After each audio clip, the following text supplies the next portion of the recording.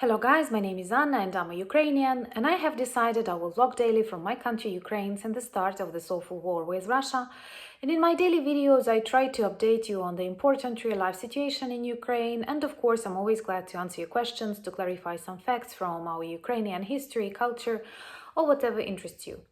And today I want to speak about a very difficult and sad topic, and I kept a couple of days this idea in my head, and I did not want to speak about that because it is a negative subject and an awful subject, something I believed was impossible in the 21st century, especially after we have learned so much from the Second World War, from the crimes of the Nazi regime. And there are so many films that describe life of Jewish people in concentration camps, so many crimes that so many films that describe these crimes, and they are always so dark. And to tell you the truth, I was a little bit different before this war, and I avoided this kind of films, this kind of stories. I'm not a fan of war books. I do understand there are masterpieces upon them. I have read some, but if I had a choice, I would never watch a movie or read a book about the Second World War, the First World War. Maybe if we look back in history, I was more eager to speak about some things that took place in Cossack times or in the times of Kiev Rus, but not the modern times, not the things that you still feel connected with.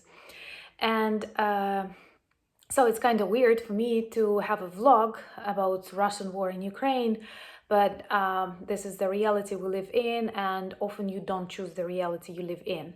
And in this Ukrainian reality, we have filtration camps, where Russian occupants keep men and often even women before they check their identities, before they check their role in Ukrainian society, whether they consider them dangerous for Russian regime, and then they can keep people or maybe execute people, definitely torture people, or send them to Russia without, of course, their desire. And definitely this is another example of old Second World War techniques, tools like deportation. So once again, I was like 100% confident that concentration, filtration camps are impossible in the 21st century. I could not believe deportation is possible, or torturing like that on this real scale, like lots of hundreds and thousands of people. It's not about a maniac who lives somewhere in the forest and tortures his victims, which is also a tragedy, but this is just like a crazy person. And here we speak about a crazy country, because it's not only the Putin, it's just like soldiers and people who support him, people who do not act to stop this war. So when I have first read the information about the filtration camps close to Mariupol, some of them located on the Russian territory, some of them are on Ukrainian territory, but organized by Russian orgs. To tell you the truth, at the beginning, I thought this is an example of Ukrainian anti-propaganda or something like that, because I could not believe it is possible. But with this war continuing, we have so many examples and so many stories from these filtration camps. We have so much evidence that demonstrates awful conditions in which people stay there. These are typically old schools or some buildings that are not suitable for life of many people, and they live in packed rooms, and they don't have access to normal food, to clean water, and they are under control of this always drunk Russian soldiers, and perhaps these are not the best soldiers who work in filtration camps, and the history of people very much checked. And of course, those people who demonstrated active citizenship in Ukraine, they have troubles. They also check for various patriotic tattoos, and there are lots of examples when people have their hands, arms, legs cut because they had trident, for example, tattooed, or some patriotic slogans, not Nazi slogans, but normal Ukrainian, I don't know, proverbs or heroes. And the problem is that, once again, for Russian soldier, for Russian Putin's regime, anyone in Ukraine who does not want to be a Russian is a Nazi. And many people get ill in such filtration camps, even if they like are normal for the orcs regime, and they will be released to travel to Russia. That is, they will be deported to Russia. Many of them catch diseases. They don't have access to normal medical help. Many of them die or become disabled and get various injuries or some chronic diseases, flare-ups of various conditions. And that is a very serious problem too. And I am not even touching upon the subject of their psychological condition. Because for me, when I did watch films about concentration camps, I have never been on excursions there, but I wanted to, just like didn't have an opportunity. And now I don't know if I want that. And I have always like been surprised at the depths of that evil that can be nurtured in human soul to make people do these things. And now the story is repeated in the 21st century. Also, many people and families are separated, and many people are deported to Russia. They don't have documents, they don't have money, and it is really difficult for them to return back. And some of them do. Some of them manage to return back to Ukraine or further to emigrate to Europe as refugees, but this is a very tragic thing.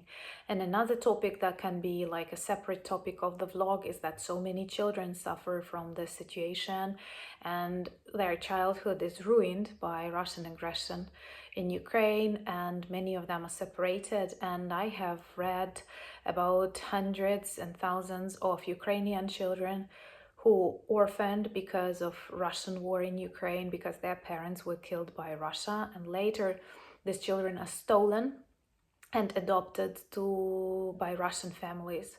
And this is a very vivid example of post-Mongolian period and philosophy in Russia, in modern day Russia, because in this times of Mongol hordes, they had a tradition to steal children and to teach them to be Mongols, and it was known as Yasir. And this is a very cruel tradition, like not only killing the parents of these children, but also ruining the identity of these children, tearing them apart from their cultural identity and making them a part of the society of their enemy. So I do think it's a very tragic and once again very awful reality of modern day Russia. And also the various tortures that they do to Ukrainian civilians and Ukrainian soldiers, definitely they go against any kind of normal rules. And I mean war rules, international rules, because they do exist. And when I think about all of that, it is very hard. And like, I have never been a racist or an anti-Semite, and it goes like, it's not because I'm a good person or I'm an educated person, it's an inborn quality. I have never like felt that. I cannot say I like all the people, but their nationality, their language was never a factor that influenced my attitude to people. I can be bad to people, but not because of their nationality, or I can be good. But now, of course, I have these Russians that I don't like at all, and I think I don't need to explain why. But I could not imagine that being a Ukrainian can lead to such dangers, can lead to filtration camps, can lead to executions, can lead to like hands, arms and legs that are cut because you have a Ukrainian flag or Ukrainian trident tattooed on them. Also, they check if there are signs of belts from the weapon, and if they feel there is something like that, they will kill a man or a woman. And it all looks so awful, because I do understand war is always harsh and there was no normal reason for war in Ukraine. But even if you are at war, there are some rules that can be respected, that must be respected, to make it something close to, I don't know,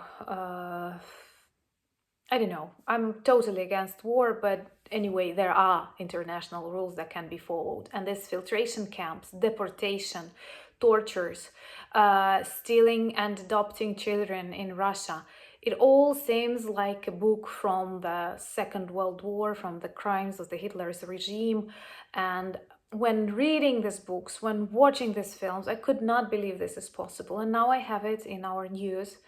And I do think these are basic core reasons that cannot allow the world leaders and politicians to think, even to think about saving Russia's face, negotiating, or somehow trying to solve the situation, because this is not a situation. This is a totally unjust aggression of Russia against free and independent Ukraine. And these are examples of genocide. These are examples of totally unbearable and dangerous behavior for the whole world, because the world can never be safe with Putin as a president of a country that has nuclear weapons. And thank you for watching my vlogs. Thank you for your subscriptions. They matter a lot because they give me an opportunity to speak more about my country, and your attention and your support is extremely important for Ukraine as this war continues. So if you do like my videos, please like them, please subscribe. Thank you for your advice, and thank you for those really valuable conversations that we have in comments. Slava Ukraini!